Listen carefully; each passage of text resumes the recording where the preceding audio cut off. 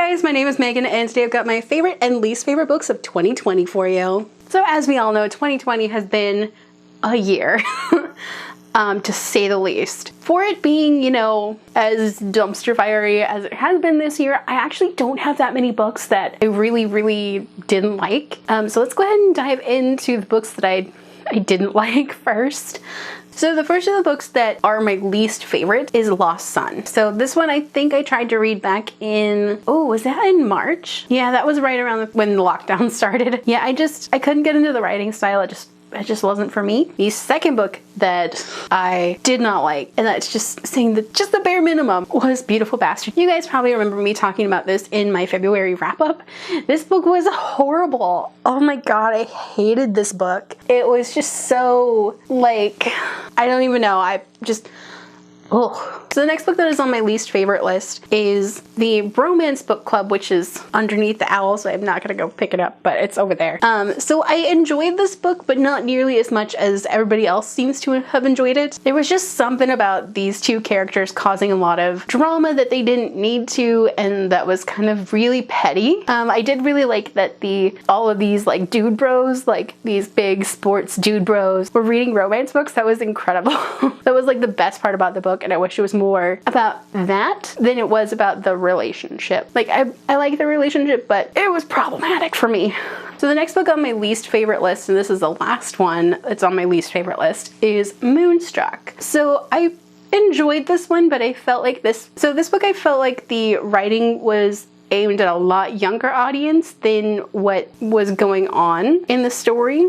The artwork is really incredible, but like the writing just kind of brought this one down for me. It felt more aimed at almost middle grade-ish, but the characters are in college, so that just doesn't work for me for this one. Still want to read the next volume to see if that got better, but other than that, I enjoyed the artwork, I enjoyed the story overall. Okay, so now we're on to the books that I absolutely adored. These are my favorite books from the year, and these are only some of them. The others are ebooks, so let's dive into my favorites. The first books that we gotta talk about is the All for the Game trilogy. Oh my god, I sped through these as fast as I could. These books were incredible. I know that they are not the most well written. I know there's a lot of other stuff that goes along with it, but these books are so angsty, and these books almost made me cry. Almost. So the next book that was one of my absolute favorites this year was In Strange Woods. This was like the book that I didn't know I needed. It's Pacific Northwest Gothic, thriller, mystery,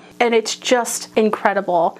I have both a review for it as well as a recommendation based off of my love for this book, and I will link both of those in the corner. This book was just incredible. It's so good, and I think I found another new favorite author. Okay, so the next book on my most favorite books for the year has to be The Last Son. Oh my god, this book was incredible. Rune St. John is one of my favorite characters, and Bran and Adam, and just this is like the found family on steroids. Like, this is just kind of like Rune just kind of collects these people and they become his family, and it's just incredible. Plus it's about Atlantis, and like the magic system is based off tarot cards. It's incredible, and I would highly recommend it. Okay, so the next two books were also ebooks. These are the first two books in the Irons and Work series, Freehand and Blank Canvas. Oh my god, these are books that I never knew I needed in my life, and they are incredibly amazing. They're so good. I love them to pieces. So this is kind of another found family trope, which is kind of my go-to jam for books these days. Each book follows a tattoo artist from the Irons and Works tattoo shop, and all of the main characters for this series have disabilities, they have mental illnesses, they have all sorts of representation, and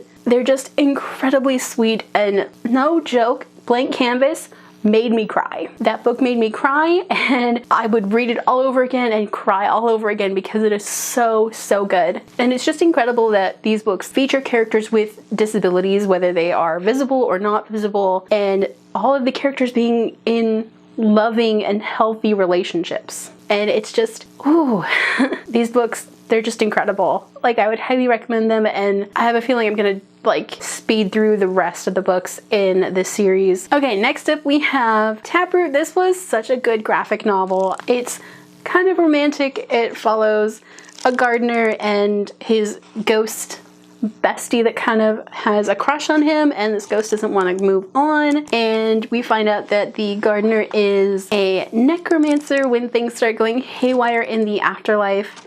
And like, it's so beautiful. This color palette for the entire book is just incredible. The art's really good, and I love like all of the ghosts that just kind of hang out at the garden center, and it's just so fluffy and just a wonderful story. So the last book on my favorite books of 2020, we'd have to go to If It Makes You Happy. I loved this book to pieces. I wish this was one that was around when I was in high school, just because of how positive this character is about loving her body, but also being realistic and saying there are days where I want to hide everything. This book actually made me highlight in it because it was so good, and some of these lines just hit home so hard. And I love Winnie. I love that she was just so strong and just stubborn and like doesn't really back down from anything. I also really enjoyed the kind of queer platonic relationship between Kara and Winnie, which was so cool to see in a book because you don't see that kind of thing in books really ever. And I love to see that Winnie is so family oriented and she takes care of her baby brother and her cousin. So incredible, and I love Winnie to pieces. She's a girl after my own heart. I love her. Alright, so those are all of my favorite and least favorite books from 2020. Did you guys have a favorite book or a least favorite book? Let me know down below. If you guys like this video, don't forget to hit the like button if you haven't already, and would like to go ahead and hit the subscribe button. And if you'd like to follow me on social media for more bookish stuff, check out the links down below. Alrighty, bye guys!